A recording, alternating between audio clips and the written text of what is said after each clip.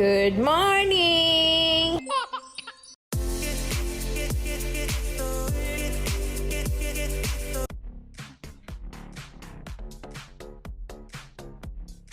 So mag-chop na ta, guys. Yes, let's start with the cabbage first.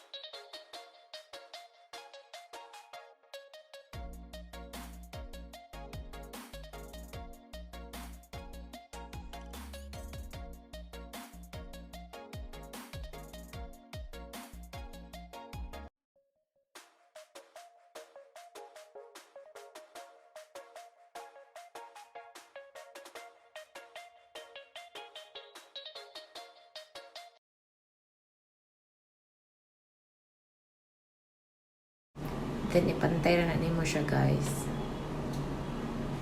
Ana, like that ba? Para magmukhang pizza, char. Ganyan, guys. And let it cooked.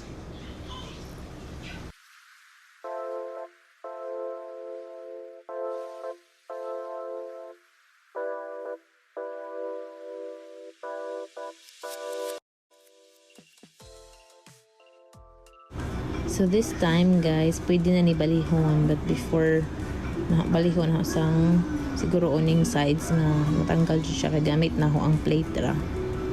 Ana butang ra sa plate and then ana i-slide para di siya mabungkag. Gamit ang plate nag-flip over. Yan, tilo.com. Then now we'll just let it cook again.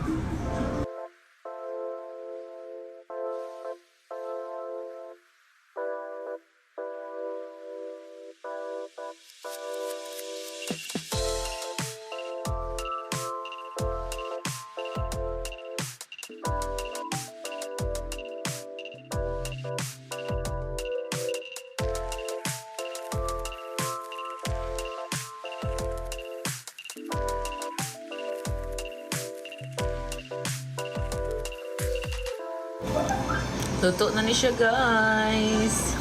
Ano ibalin sa plate. Chiren! Here it is! Just like pizza, charot. Yes guys, mura na siya pizza guys. As in, you can put toppings if you want, but it's gonna be cabbage taste in the egg, of course. Look at that guys, kayami. So trapuhan sa na nato tissue, paper towel. Okay, para ma-absorb ang oil, mawang oil ba? Or malis-less.